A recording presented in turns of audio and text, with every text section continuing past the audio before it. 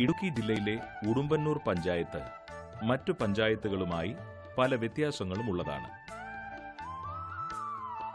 കേരളത്തിന്റെ തേൻ ഗ്രാമം എന്നറിയപ്പെടുന്നത് ഈ പഞ്ചായത്തിനെയാണ്. പഞ്ചായത്തിന്റെ പകുതി ഭാഗവും വനത്തിനോട് ചേർന്ന് കിടക്കുന്ന സ്ഥലമാണ്. പെരിങ്ങാശ്ശേരി വെള്ളിയാനി മല ഇവിടുത്തെ ഒരു ശ്രദ്ധാകേന്ദ്രമാണ്. ഈ മലയിൽ കുറച്ച് ആദിവാസി ഊരുകളുണ്ട്. കരിമുണ്ടയ്ക്കൽ ഈച്ചരൻ ഇവിടുത്തെ ആദിവാസി മൂപ്പനായിരുന്നു. അദ്ദേഹത്തിന്റെ മകൻ KE ശിവൻ എന്ന കർഷകന്റെ കൃഷിയിടമാണ് ഇത്.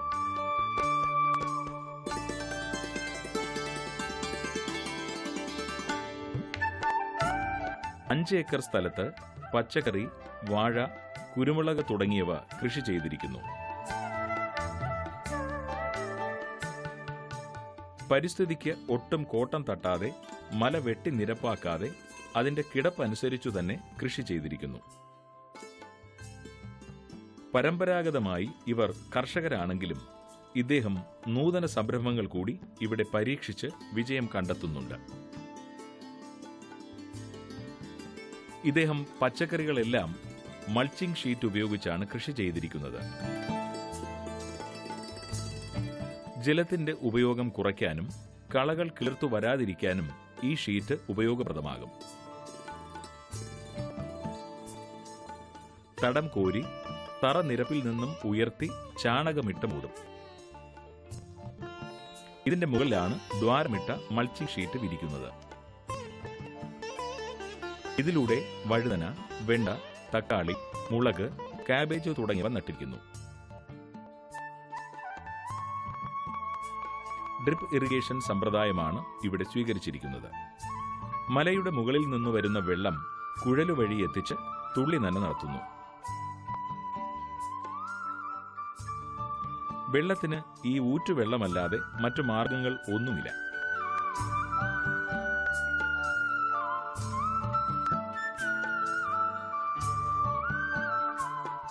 സാമാന്യം നല്ല വിളവാണ് സാധാരണയായി ലഭിക്കുന്നത്.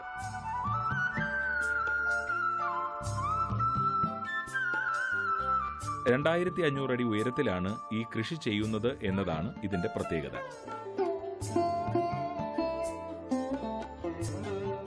6 കിലോമീറ്റർ അകലെയാണ് മാർക്കറ്റ്. അതിൽ 2 കിലോമീറ്റർ തലച്ചുമടായി കൊണ്ടുവന്ന് റോഡിലെത്തിക്കും. വിപണനം ഒരു പ്രശ്നമാകാറില്ല.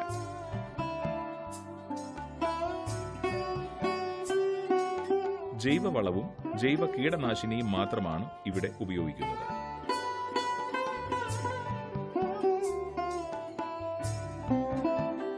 സുഭാഷ് പാലേക്കറിന്റെ രീതികൾ അതേപടി തുടരുന്ന ഒരു കർഷകനാണ് KE ശിവൻ. ആദിവാസി വിഭാഗങ്ങളിൽ ഞങ്ങൾ ഒരു വേറിട്ട കൃഷി സമ്പ്രദായങ്ങൾ പണ്ട് ചെയ്തിരുന്നു. എന്നാലും ഇപ്പോഴത് മറ്റുള്ള പുതിയ തലമുറക്കാർ ചെയ്യുന്നതനുസരിച്ച് അതിലേക്ക് തുടർന്ന് വരികയും, പക്ഷേ അവിടെ വിജയം കാണാത്തൊരവസ്ഥയിലേക്ക് വന്നപ്പോൾ ഇങ്ങനെ കുറേ കാലം അന്വേഷിച്ച് നടന്നതിലാണ് ഈ പാലേക്കർ എന്ന ശാസ്ത്രജ്ഞൻ പുതിയ രീതിയിലില്ലാത്ത കൃഷി സമ്പ്രദായത്തിൽ ജനങ്ങൾക്ക് മാതൃകയായിട്ട്, അല്ലെങ്കിൽ മണ്ണിനും മറ്റുള്ള സസ്യ ജീവജാലങ്ങൾക്കും തനതായിട്ട് പ്രവർത്തിക്കാവുന്നൊരു കൃഷി സമ്പ്രദായം അദ്ദേഹം കണ്ടുപിടിച്ചു. അതിലേക്ക് ഞാൻ ആകർഷകനായിട്ടാണ് ഈ പ്രകൃതി സൗഹൃദ കൃഷിയിലേക്ക് ഞാൻ വന്നത്. അപ്പോൾ അതിപ്പോൾ അതിൽ നിന്ന് ഭിന്നമായിട്ട് സ്വല്പം കൂടെ പുരോഗമന ചിന്തയിലേക്ക് ഞാൻ കടന്നു വന്ന് ഇപ്പോൾ കൃഷി നന്നായിട്ട് ചെയ്യുന്നുണ്ട്. അത് വിജയപ്രദമായിട്ട് കാണാൻ സാധിക്കുന്നുണ്ട്. മണ്ണിൻ്റെ ഗുണമേന്മ നഷ്ടപ്പെടുത്താതെ രാസവളങ്ങളോ കീടനാശിനികളോ അങ്ങനെയൊന്നും പുറത്തുനിന്ന് വാങ്ങിക്കാതെ നമ്മുടെ പുരയിടത്തു നിന്നുള്ള വസ്തുക്കൾ മാത്രം സമന്വയിപ്പിച്ചുകൊണ്ടുള്ള കൃഷി രീതിയാണിത്. അതായത് നാടൻ പശുവിൻ്റെ ചാണകവും മൂത്രവും, 10 കിലോ ചാണകം, 10 കിലോ മൂത്രം, അതുപോലെ 2 കിലോ പയറുപൊടി, 1 കിലോ ശർക്കര പൊടിപ്പിച്ചാണിത് ചെയ്യുന്നത്. അത് വളരെ ഗംഭീരമായിട്ടുള്ള റിസൾട്ട് കാണിക്കുന്നുണ്ട്. നാടൻ മണ്ണിരകളെ പുനരുജ്ജീവിപ്പിച്ച് അത് പുറത്തു കൊണ്ടുവന്ന് എല്ലാ വളങ്ങളും തരുന്ന ഒരു സമ്പ്രദായത്തിലൂടെയാണ് കൃഷി നടപ്പാക്കുന്നത്. അതിൽ നല്ല വിജയം കണ്ടെത്തുന്നതായിട്ടാണ് എനിക്ക് മനസ്സിലാവുന്നത്. കുരുമുളക് 240 ചുവട് ഇപ്പോൾ നല്ല കായ്ഫലം തന്നുകൊണ്ടിരിക്കുന്നു. ഇതിനും ജൈവവളം മാത്രം ഉപയോഗിക്കുന്നു. വർഷത്തിൽ ഒരിക്കൽ മാത്രമാണ് വിളവെടുപ്പ്. ജനുവരി, ഫെബ്രുവരി മാസങ്ങളിൽ വിളവെടുക്കും. എല്ലാ പണിയും സ്വന്തമായും കുടുംബത്തിന്റെ സഹായത്തോടെയും ചെയ്യുന്നതുകൊണ്ട് സമയത്ത് പണി നടത്താനും നല്ല ആദായമുണ്ടാക്കാനും സാധിക്കുന്നു. കുരുമുളക് ശരാശരി 110 കിലോഗ്രാം വരെ ഓരോ വർഷവും വിൽക്കാൻ സാധിക്കുന്നുണ്ട്.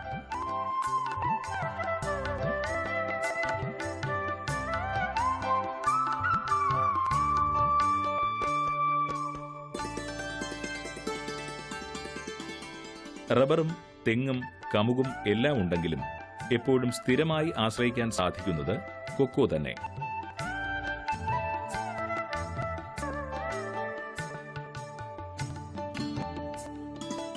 പ്രത്യേക പരിചരണങ്ങളൊന്നും ഇല്ലാതെ തന്നെ നല്ല വിളവ് എല്ലാ സമയത്തും ലഭിക്കാറുണ്ട്. ആഴ്ചയിൽ 4000 രൂപയ്ക്കു വരെ ഉണക്കക്കുരു വിൽക്കുവാൻ സാധിക്കുന്നുണ്ട്.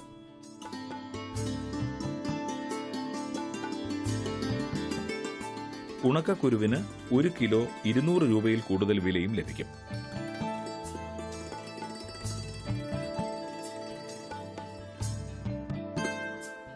$140 ചുവട് കൊക്കോയാണ് ഇപ്പോൾ ഇവിടെ ഉള്ളത്.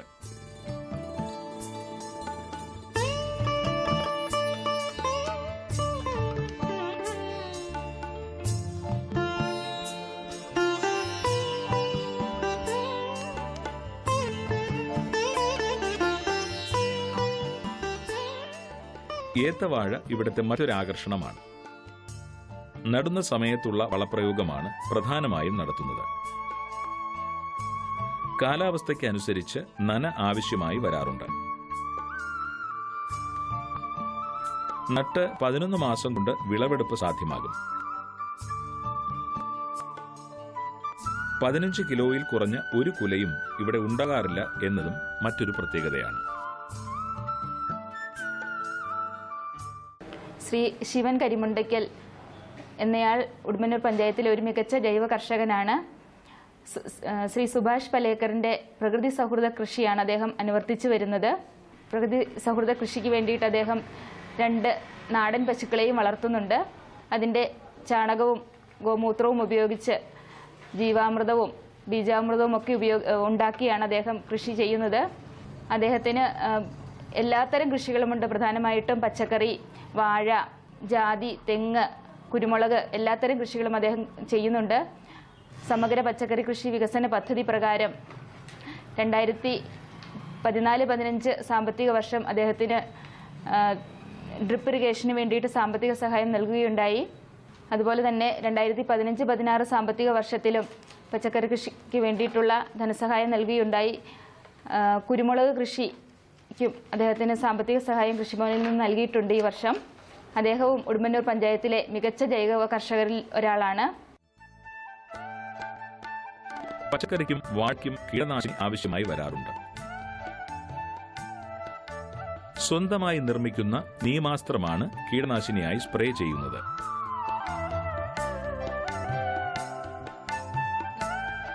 ഇത് വളർച്ചാ ത്വരിതമായി ചുവട്ടിലും ഒഴിച്ചു കൊടുക്കുന്നത് നല്ലതാണ്. 500 ഗ്രാം ചാണകം, 2 ലിറ്റർ ഗോമൂത്രം, 2 കിലോ പിണ്ണാക്ക് ഇവ 20 ലിറ്റർ വെള്ളത്തിൽ കലക്കണം. 3 ദിവസം കഴിഞ്ഞെടുത്ത് അരിച്ച് ഇരട്ടി വെള്ളവും ചേർത്ത് സ്പ്രേ ചെയ്യുകയാണ് പതിവ്. ഇതിന്റെ നിർമ്മാണത്തിനായി 3 നാടൻ പശുവിനെയും വളർത്തുന്നുണ്ട്.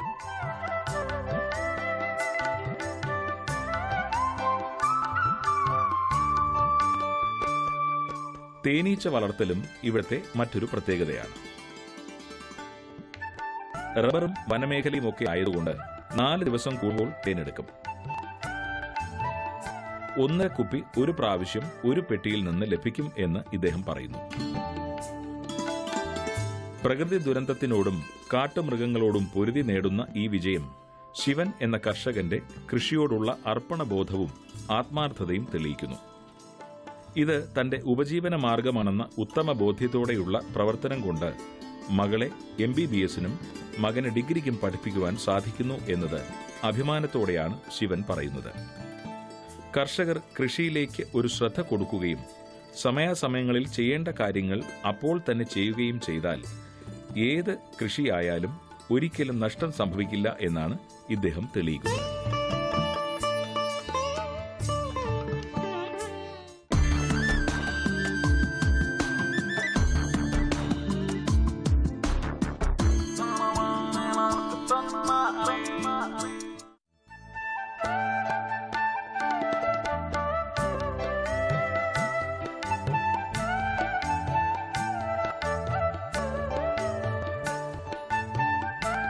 ഉടുമ്പന്നൂരിലെ മറ്റൊരു കർഷകനാണ് സജി വർഗീസ്.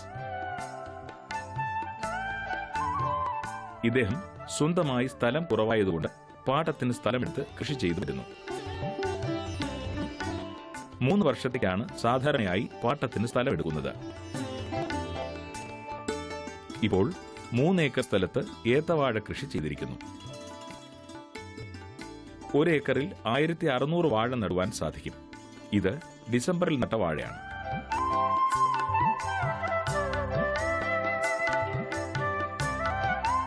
കോഴിവളം, വേപ്പിൻ പിണ്ണാക്ക് ഇവ ഇട്ട് നട്ടതാണ്.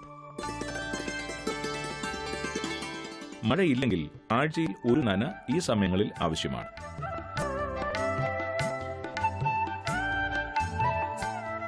അതിനായി ഈ പാടത്തിന്റെ അരികിൽ ഒരു കുളം നിർമ്മിച്ചിരിക്കുന്നു. ഒരു മോട്ടറും അതിൽ നീളമുള്ള കുഴലും ഘടിപ്പിച്ചിട്ടുണ്ട്. അതുകൊണ്ട് എല്ലാ വാഴയും എളുപ്പത്തിൽ നനയ്ക്കാൻ സാധിക്കും എന്ന് സജി പറയുന്നു. 1 മാസം കഴിഞ്ഞ് വീണ്ടും വളപ്രയോഗം തുടങ്ങും. കുല വരുന്നതിന് മുൻപ് കുറഞ്ഞത് 3 വളപ്രയോഗം അത്യാവശ്യമാണ്. 3ാമത്തെ വളത്തിന്റെ കൂടെ കുറച്ച് പൊട്ടാഷ് ഇട്ട് കൊടുക്കും. വ്യാവസായിക അടിസ്ഥാനത്തിൽ വാഴ കൃഷി ചെയ്യുന്നവർക്ക് ഇത് അത്യാവശ്യവുമാണ്. നിലമ്പൂർ ഇനം വാഴയാണ് ഇവിടെ ഇപ്പോൾ നട്ടിരിക്കുന്നത്.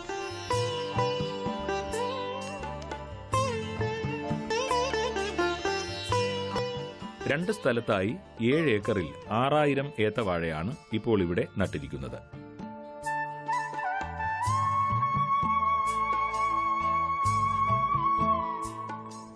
ഓണത്തിന് കുലവെട്ടാൻ പാകത്തിനാണ് നട്ടിട്ടുള്ളത്.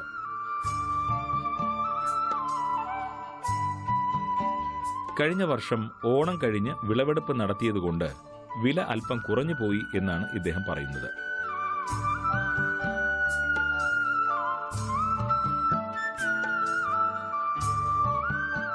കുല വന്നു കഴിഞ്ഞാൽ വാഴ വള്ളി കെട്ടി നിർത്തും. കാറ്റത്ത് മറിഞ്ഞു പോകാതിരിക്കാനാണ് ഇങ്ങനെ ചെയ്യുന്നത്.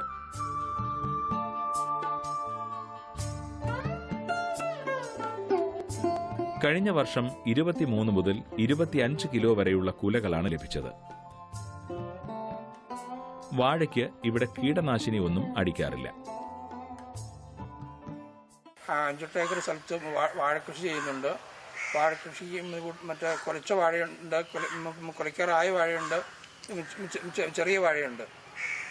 വാഴയ്ക്ക് കീടനാശിനികളൊന്നും അടിക്കാറില്ല. വാഴയ്ക്ക് വളം മറ്റേ ചാണകവും എല്ലുപൊടിയും കടലപ്പിണ്ണാക്കും കോഴികളുമാണ് ഉപയോഗിക്കുന്നത്. ഇടയ്ക്ക് കുറച്ച് പൊട്ടാഷ്യം ചേർക്കാറുണ്ട്. പിന്നെ പച്ചക്കറി പടവലം, പയറ്, പാവൽ ചെയ്യാറുണ്ട്. പാവൽ കഴിഞ്ഞിപ്പോൾ പടവലം ഇട്ടിട്ടുണ്ട്. പടവലം കൂട്ട് കായ്ച്ചു തുടങ്ങി. പടവലത്തിന് ചാണകവെള്ളം കലക്കി ഒഴിക്കും. കടലപ്പിണ്ണാക്കും എല്ലുപൊടിയും ചേർക്കും. കെണി ഫിറമോൺ കെണി ഇട്ടിട്ടുണ്ട്. കുറച്ചു ഭാഗം പടവലം കൃഷി ചെയ്തിരിക്കുന്നു.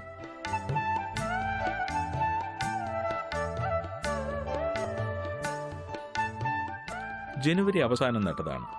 ഒരു ചുവട്ടിൽ 3 കുരു വീതം മുളപ്പിച്ച് നട്ടതാണ്.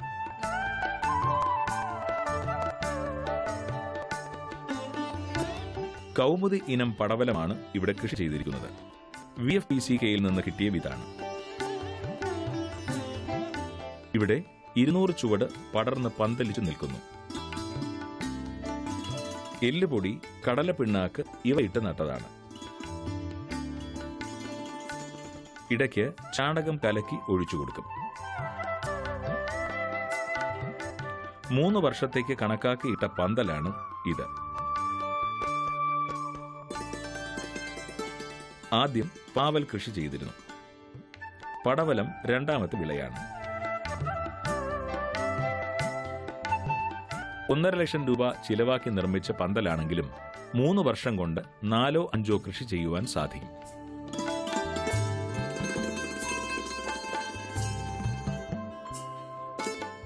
പടവലത്തിന്റെ കൂടെ വെള്ളരിയും കൃഷി ചെയ്തിരിക്കുന്നു. വെള്ളരി ചുവട്ടിൽ പടർന്നു കിടക്കുന്നു. പൂവിട്ട് തുടങ്ങി.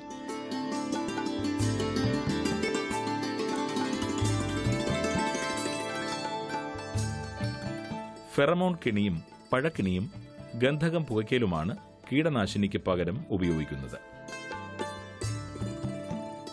ഗന്ധകം പുകയ്ക്കാൻ പ്രത്യേകം യന്ത്രം വാങ്ങി വച്ചിട്ടുണ്ട്.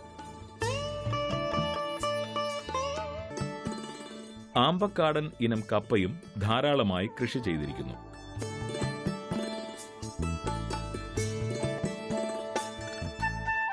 മൂന്ന് മുട്ട നീളത്തിൽ മുറിച്ച് 2 സൈഡിൽ നിന്നും തടം കോരി പൊക്കി 3 അടി അകലത്തിൽ നട്ടിരിക്കുന്നു.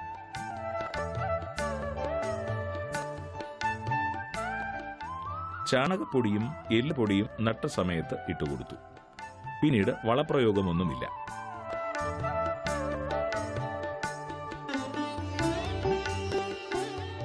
പാടമായതുകൊണ്ട് ഇതിന് പ്രത്യേകിച്ച് നനയുമില്ല.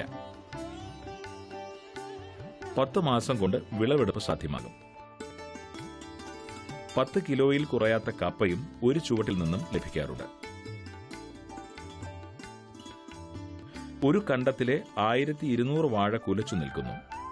2 മാസത്തിനകം ഇത് വിളവെടുപ്പിന് സാധ്യമാകും. വാഴ കൃഷി ഒരിക്കലും നഷ്ടം വരുത്താറില്ല എന്നാണ് സജിയുടെ അഭിപ്രായം.